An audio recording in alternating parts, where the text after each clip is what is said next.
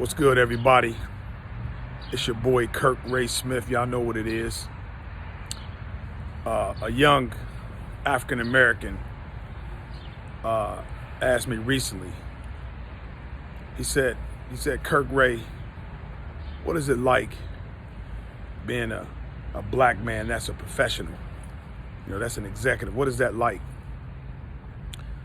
So before I fully answered the question, I said, well, you have professional black people and you have professionals who happen to be black, not the same person.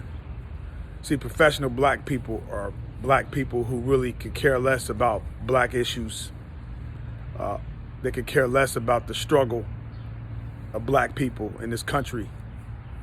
But every time an event takes place where a black person is assaulted or racially profiled or whatever the case may be, then they jump into the conversation. They show up.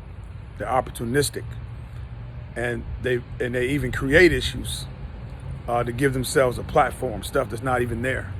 So they're opportunistic. So they're professional black people. They make a living out of being black with no real concern about the very same people that they claim to be serving or supporting.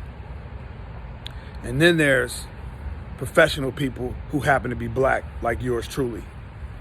So then I answered the question. I said, it's like being a boxer. Prior to the fight, the judges are racist, they're against you. The referee is a racist, he's against you. Obviously, your opponent is against you. And 90% of the crowd is against you. So really, it's not a question of, are you going to lose the fight? It's when and how long will it take? Because no matter how well you fight, no matter how well you box, you can outbox your opponent. But because the odds are stacked so heavily against you, you're going to lose. So you only have one option. Only one opportunity, one chance to win that fight, and that's to knock your opponent out. Not a technical knockout, but you need to knock them out cold. So it doesn't matter what the crowd thinks. Doesn't matter where the judges lie in terms of how they see you as a black person.